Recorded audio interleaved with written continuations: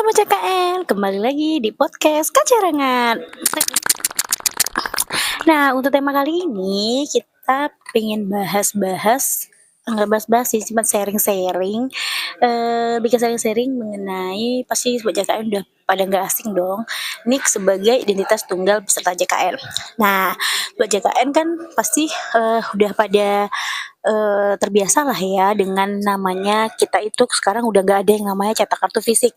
Jadi kartunya itu yang adanya di kartu digital yang ada di aplikasi mobil JKN. Nah, sebagai penggantinya itu sekarang dijadikan sebagai NIK. Jadi pasti Sobat JKN pengen tahu juga sejak kapan sih NIK ini bisa digunakan untuk pelayanan kesehatan. Nah, NIK ini bisa digunakan sebagai pelayanan kesehatan itu berdasarkan peraturan presiden tahun 2022. Jadi ada aturannya juga tuh dari peraturan presiden tahun 2022 peserta JKN bisa menggunakan NIK yang ada di KTP dan di KK itu jadi cukup bawa KTP aja atau kalau misalnya Sobat JKN itu tahu nomor NIK-nya dan hafal nomor NIK-nya, pesertanya cukup datang bawa itu saja ke FKTP, nanti itu akan dilayani seperti biasa, seperti itu ya. Jadi untuk mencapai tujuan mempermudah pelayanan peserta JKN semua. Nah, peserta JKN juga ingin tahu pastikan untuk pelayanannya apa aja yang bisa digunakan. Sebenarnya nggak ada bedanya Sobat JKN. Kalau untuk pelayanan sendiri itu bisa digunakan untuk pelayanan yang bisa dijamin oleh BPJS Kesehatan. Nah, untuk pelayanannya Sobat JKN itu tinggal datang aja ke Vaskes terdekat yang ada terdaftarnya Sobat JKN. Jadi Sobat JKN datang ke Vaskes yang sesuai dengan yang terdaftar, tinggal bawa KTP-nya aja atau info NIK-nya aja. Nanti di sana itu akan diperiksa status kepesertaannya oleh Sobat JKN. Nah, untuk Sobat JKN sendiri nggak perlu ribet-ribet lagi sekarang, tinggal cukup NIK aja untuk berobat ke FKTP-nya, seperti itu Sobat JKN. Nah, kalau misalnya juga pertanyaan nih, kalau misalnya nih pesertanya nggak punya KTP, kayak contohnya anaknya masih di bawah 17 tahun tuh belum punya KTP, itu gimana ya? Nah, itu kan kita ada itu namanya kakak. Di kakak itu kan ada NIK-nya kita. Nah, jadi di NIK itu Sobat JKN tinggal infoin aja ke petugas Vaskesnya bahwasannya ini nomor NIK-nya gitu. Jadi tinggal sebenarnya nggak ada beda alurnya tetap sama, cuman sekarang Sobat JKN sudah nggak perlu repot-repot lagi, udah nggak banyak lagi berkas-berkas administrasi yang harus dilengkapi, cukup tinggal NIK-nya Sobat JKN saja, tinggal bawa NIK-nya aja, maka akan dilayani oleh petugasnya. Nah, mekanismenya seperti apa? Sobat JKN tinggal datang ke fasilitas tingkat pertama, karena kepesertaan BPJS itu kita berobatnya alurnya itu berjenjang ya Sobat JKN, alurnya berjenjang. Jadi berobatnya itu ke FKTP dulu, ke FKTP, kemudian nanti sampai di FKTP akan diperiksa dulu tuh penyakit Sobat JKN gimana, indikasi medisnya diperiksa dulu. Kalau memang indikasi medisnya tidak bisa ditangani di sana, maka nanti Sobat JKN akan diberikan surat rujukan untuk FKRTL seperti itu. Tapi dengan catatan ya, kalau seandainya Sobat JKN itu dalam keadaan gawat darurat, itu bisa langsung ke FKRTL atau ke rumah sakitnya langsung. Tapi balik lagi yang menentukan tingkat kedua daruratannya itu adalah dokter yang ada di sana. Seperti itu Sobat JKN. Nah, nggak ada pertanyaan nih Sobat JKN. Saya pernah dapat kartu saya tuh keterangannya data ganda. Itunya maksudnya apa sih? Nah, data ganda itu, nah ini dia Sobat JKN karena kita kan sudah punya NIK itu sebagai identitas tunggal kita. Jadi Sobat JKN untuk menghindari adanya lagi data ganda, makanya diimplementasikan NIK ini sebagai identitas tunggal Sobat JKN. Jadi data ganda itu kalau dulu kan kita punya kartu ya, jadi kartunya itu nanti Sobat JKN itu kadang peserta ini sudah punya kartu, terus kartunya hilang atau lupa, nah mau nyari di data kepesertaan BPJS Kesehatan, tapi ternyata nomornya nggak ingat. Jadi peserta JKN nanti biasanya daftar baru lagi karena NIK-nya belum terdaftar kan waktu dulu. Jadi datanya itu belum terintegrasi dengan Dukcapil. Jadi makanya ditemukan banyak keterangan yaitu data ganda. Jadi Sobat JKN untuk menghindari itu adanya diberlakukan ketentuan NIK sebagai identitas tunggal peserta JKN. Jadi gunanya itu untuk meminimalisir adanya data ganda. Jadi satu Sobat JKN itu mempunyai identitas yaitu NIK-nya itu sebagai datanya peserta Sobat JKN semua.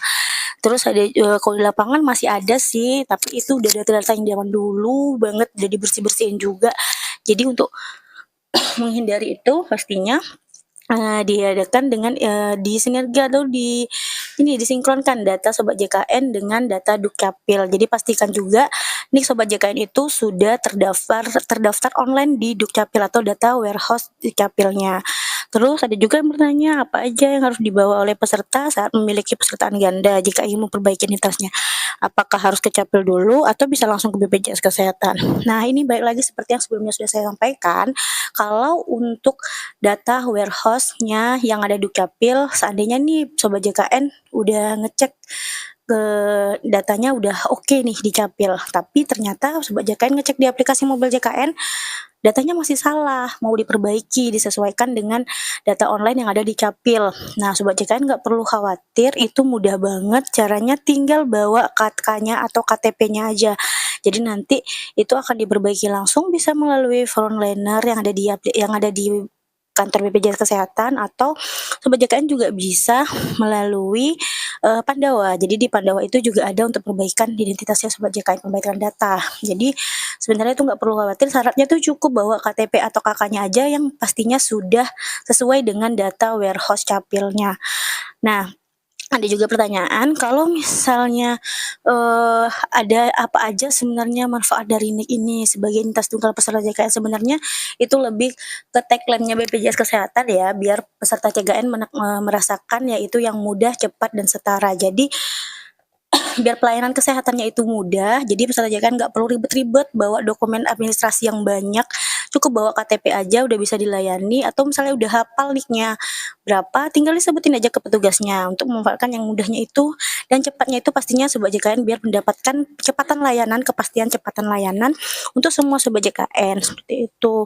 Nah, kalau, pesertanya manfaatnya pasti paling penting lagi untuk validitas data peserta. Jadi kan kita itu satu NIK itu untuk identitas satu orang kan. Jadi setiap masyarakat itu mempunyai NIK-nya. Ketika sudah lahir didaftarkan ke Capil, otomatis di KK itu kita sudah punya NIK. Jadi NIK itu yang adalah nomor induk kependudukan kita, itu yang kita pakai sampai seumur hidup selagi kita masih menjadi warga negara Indonesia, seperti itu. Jadi keperluan NIK-nya itu pastinya untuk validitas datanya semua Sobat JKN. Jadi data kita semua itu sinkron di semua layanan kesehatan, apalagi yang kalau udah pesertaannya menggunakan BPJS Kesehatan, seperti itu. Kalau misalnya juga pertanyaan, kalau misalnya sedang mudik, sakit, nah apakah bisa menggunakan KTP aja untuk berobat sedangkan vaskesnya tidak terdaftar di daerah itu?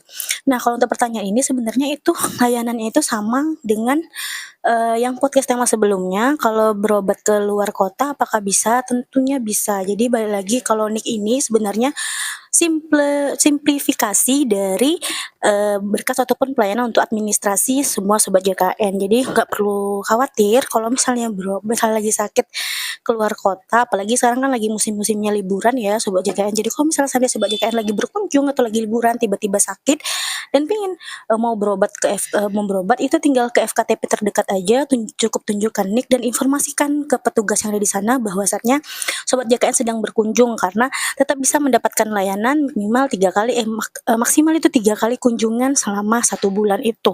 Jadi nggak perlu khawatir kalau seandainya lagi liburan atau lagi kunjungan keluar kota, sakit mau menggunakan BPJS Kesehatan tetap bisa dilayani, nggak ada kendala sama sekali.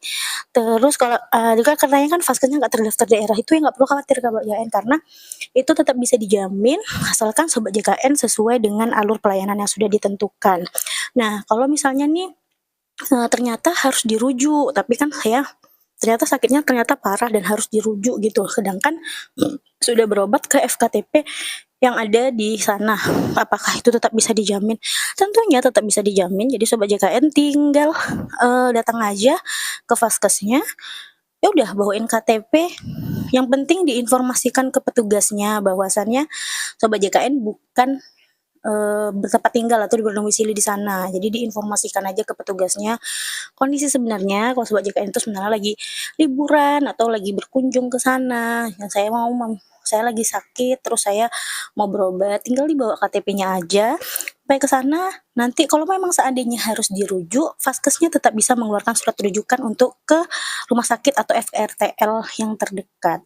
Nah, intinya untuk mungkin itu aja kali ya, intinya Sobat JKN berobatnya nggak perlu khawatir di musim liburan ini. Jadi tetap bisa enjoy liburan, kalaupun memang seandainya pastinya nggak pingin ya lagi liburan terus tiba-tiba sakit, tapi kalau seandainya emang sakit pas di saat liburan nggak perlu khawatir Sobat JKN, tinggal bawa KTP-nya aja ke FKTP yang terdekat, sampaikan di sana bahwa sedang kunjungan.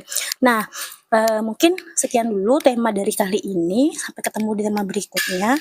Closing statement dari saya, pastikan liburan kita tetap aman dan nyaman dengan CPNS kesehatan. Nah, untuk sekian dari JKN, sampai bertemu di podcast berikutnya.